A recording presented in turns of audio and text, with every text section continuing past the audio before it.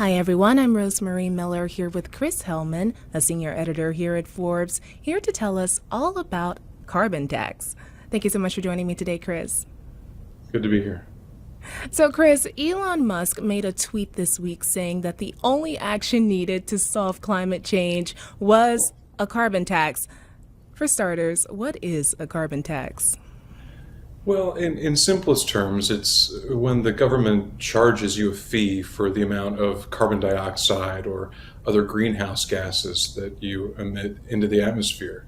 Carbon taxes around the world most often take the form of a tax on fuels that are made out of hydrocarbons or fossil fuels, like gasoline or diesel or heating oil. So, if you like to drive a big truck that burns a lot of diesel, it would only make sense that you pay a little bit more of a carbon tax than someone who uses a plug-in hybrid.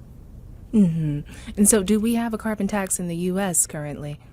Well, and not on the federal level, Rosemary, but there is like a patchwork of laws and mandates that states have decided on. I was looking at an analysis by the Tax Policy Center, and they were considering the effect that various rules across the United States have on average. And they said it comes out to about $5 per ton of carbon dioxide emitted. That's about like where all this bundle of taxes and regulations stands today. But California has a lot of other rules that govern the kind of fuel that gas stations can sell. They mandate cleaner burning gasolines, so it costs refiners more to make fuel in California, and then the refiners pass those costs along to motorists when they fill up. So they're paying kind of an indirect carbon tax in California to have that cleaner fuel that's mandated by the states. There's different ways to get at it. So, is this the reason California has the cleanest power grid in the nation, right? Well, they pretty much do. That kind of got underway about 15, 20 years ago when California first started imposing a carbon cap and trade system. That's where the power utilities have to trade the right to emit amongst each other. And if the state caps that amount every year, then over time they've managed to get a less carbon intensive power grid in California. But there's some drawbacks to taxing carbon or mandating lower carbon.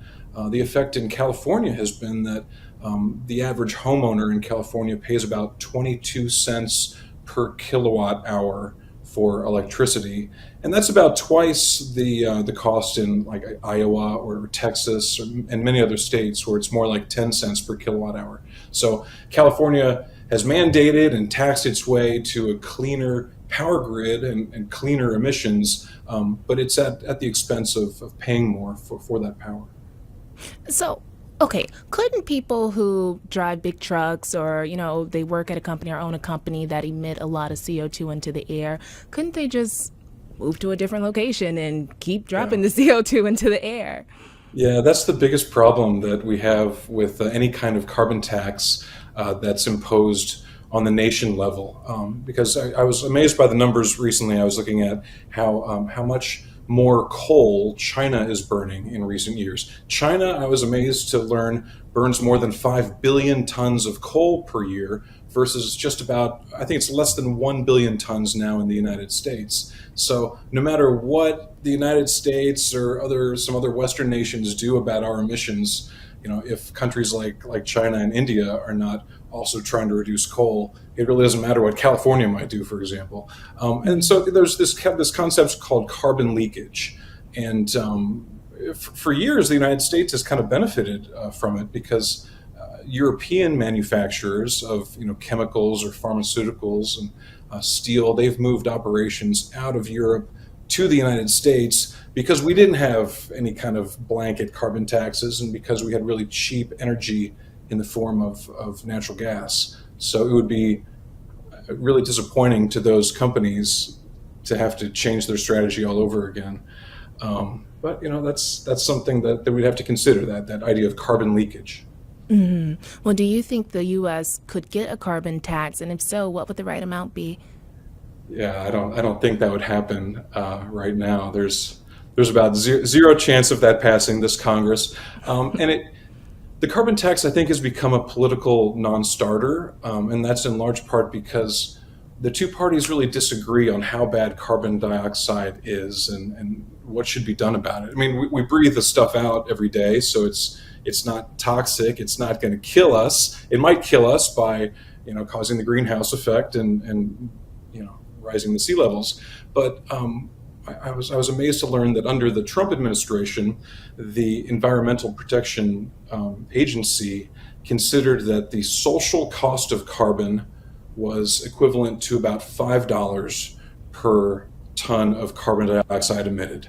Now, fast forward to the Biden administration, the EPA now says that the social cost of carbon is about $200 per every ton emitted. So depending on who's controlling things, you'll have a very wide gap between how bad you think the effect of carbon dioxide is.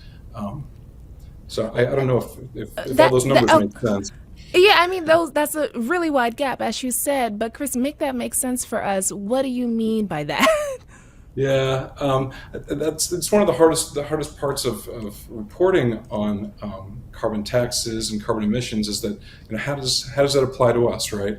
So I guess the easiest thing is to think of it in terms of what would it do to the price of a gallon of gas. So right now, the average cost of gasoline in the United States is around $3 a gallon. It'll vary pretty widely. I was looking at a report by the Congressional Budget Office that determines that if we had just a $25 per ton carbon tax in the United States, that would have the effect of raising the price of a gallon of gas by about a quarter. So maybe 25 cents a gallon to account for a $25 carbon tax. Now, we could probably cover that, right? From $2 or $3 to about $3.25. That's doable. But if we were trying to cover, like I was saying before, if the social cost of carbon is $200 a ton, then if we were trying to cover all of that impact in carbon taxes, we'd have to add about $2 a gallon to the price of gasoline. So that would be a more than 50% increase in gasoline prices. And the same thing would happen, only more so with natural gas. Those of us who cook and heat our homes with natural gas, especially down here in Texas, a $25 carbon tax would increase the wholesale price of natural gas by about $1.25 per million BTU. So for those of us who've paid a gas bill recently, that would be about a 50% hike on today's natural gas price with just a $25 per ton carbon tax. So I don't know, it would be a big difference to people's pocketbooks. And wouldn't that put like a massive brake on economic activity? Yeah, no, it absolutely would. Taxes, pretty much all taxes do in one way or another. You're forcing people to give up money or capital that they would otherwise employ somewhere else. They would invest it in something else that they thought was a better idea than what the government thinks it should be invested in. And I think Canada is really going through this right now because Canada's Prime Minister Justin Trudeau and his party got approved recently a nationwide carbon tax, and they're starting to see the potentially negative effects of that, especially when it comes to people who, if you're living out in Quebec or the Maritimes, you're spending hundreds of dollars already to get heating oil to fuel your home to keep from freezing to death in the cold winters there. And so they're complaining so much about having to pay hundreds of dollars for this carbon tax all of a sudden that the government relented and gave them a waiver for a few years on the heating oil tax. And so now the Canadian farmers are saying, hey, hold on, y'all, we need that too, because they're spending more to heat their barns and to dry their grain in the wintertime at these Canadian farms than they're spending on the natural gas. They're spending more on the carbon tax for this gas than they're spending on the gas itself. Does that make sense? So there's a lot of people concerned about the negative impact of such a carbon tax, which is why it's not going to come to the United States anytime soon. Well, without the politically unpopular carbon tax, what are some other ways that politicians have found to discourage carbon intensive activities and encourage greener energy investments? Yes. Yeah. If a carbon tax is not politically popular, it only makes sense that the politicians will try to find ways around that to more politically palatable things. And that happened recently with the 2022 Inflation Reduction Act, which I think should have been called like the Green New Deal Act because there's so many incentives for low carbon energy development.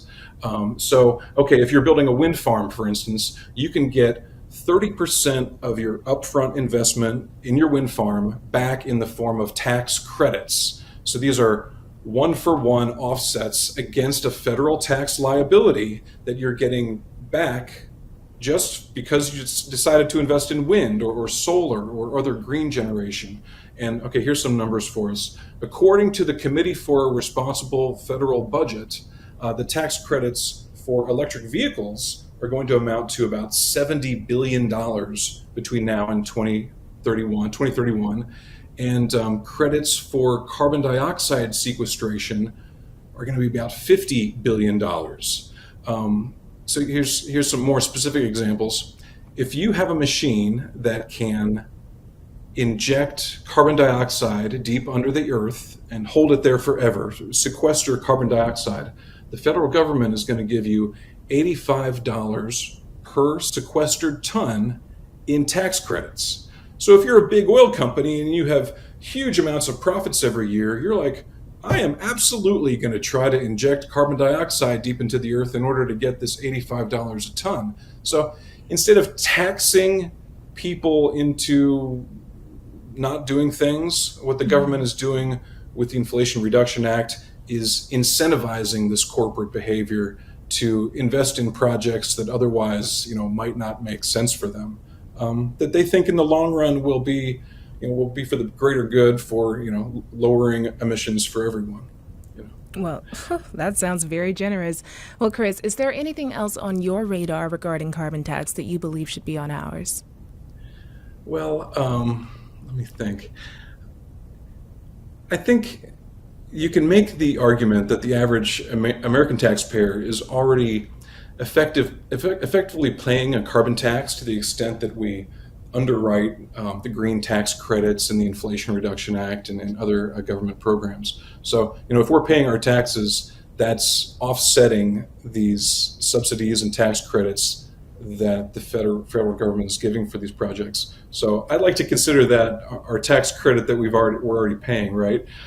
So it's a trade-off. I prefer the government incentivize entrepreneurs to invest in a socially responsible way rather than punishing and penalizing people for just driving a big truck or heating their homes.